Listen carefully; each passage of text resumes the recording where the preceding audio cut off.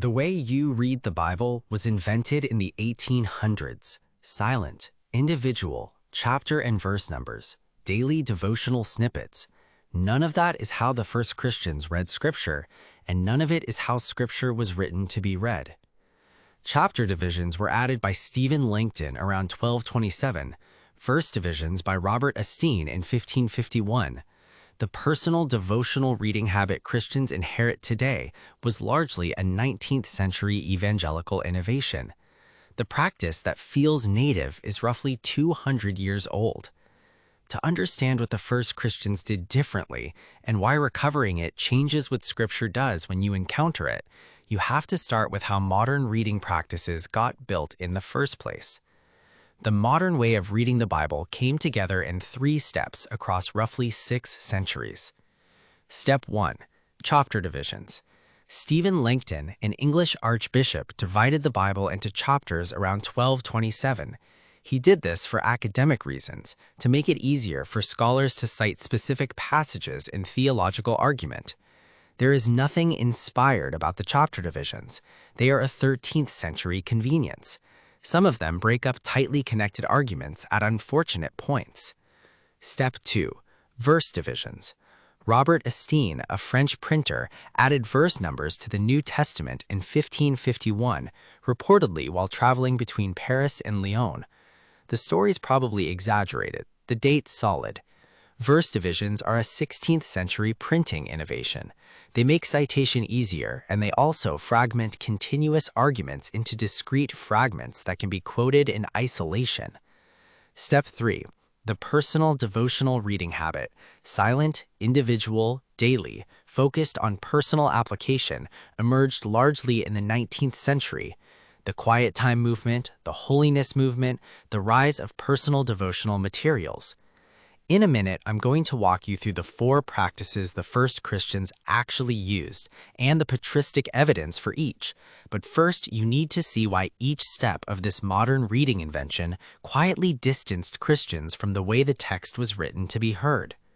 Practice 1. Read aloud. The first Christians did not read Scripture silently. The historical evidence is unambiguous. 1 Timothy 4:13 instructs Timothy to give attention to the public reading of Scripture. Revelation 1:3 pronounces a blessing on the one who reads aloud the words of this prophecy, and on those who hear. Justin Martyr, writing around 150 AD in his first Apology, chapter 67, describes early Christian worship. The memoirs of the apostles or the writings of the prophets are read as long as time permits. The text was composed to be heard. The default mode of Scripture reading in the ancient world was oral.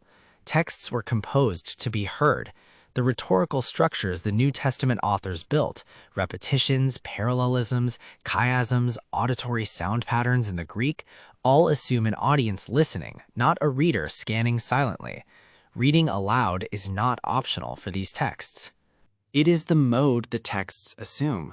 Try this. Read passages aloud even when you are alone. Your own voice doing the reading is closer to the first century experience than your eyes scanning silently. Practice 2. Read whole books in one sitting. The New Testament was not written to be read in 5-minute devotional segments. The letters were written to be read aloud in full to assembled congregations.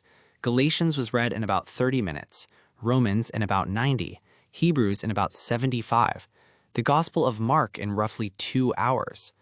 What changes when you read a whole book at once? The argument becomes visible. Paul's logic in Romans depends on the entire book. The structure of Mark, the geography, the misunderstanding theme, the centurion at the cross, only becomes legible when you see the whole movement. Reading a 5-verse section of Hebrews like a daily devotional is like reading 5 lines of Shakespeare and forming an opinion on the play. Try this. Pick one shorter book. Galatians, Philippians, 1 John, Ruth, Jonah. Read it aloud in one sitting. The whole thing.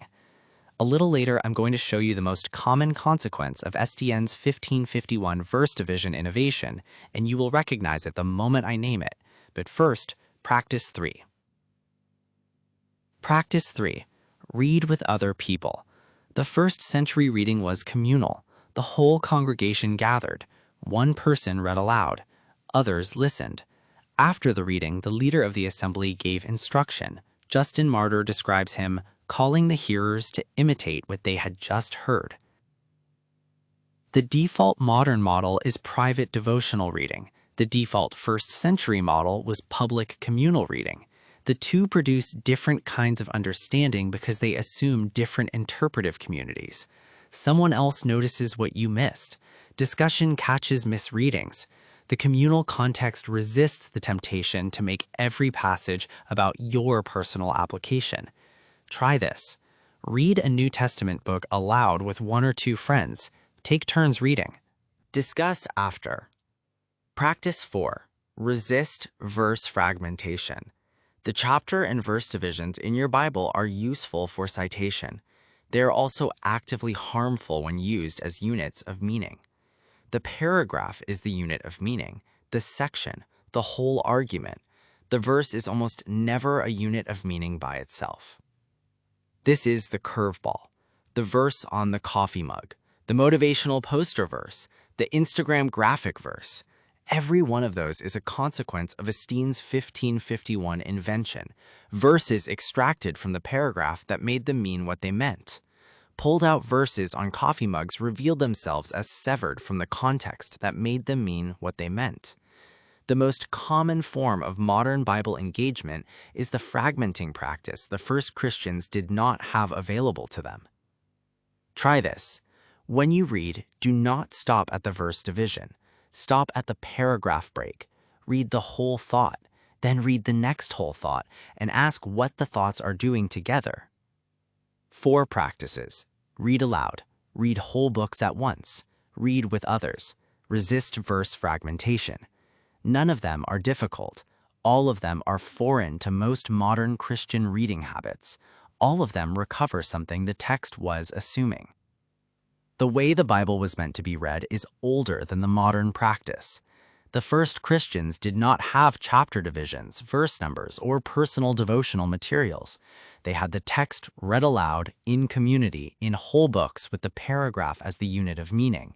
Each of those 4 practices is recoverable. Each of them is available now. The recovery is the simplest, disciplined change most Christians can make in their engagement with Scripture, and a difference it makes is not subtle.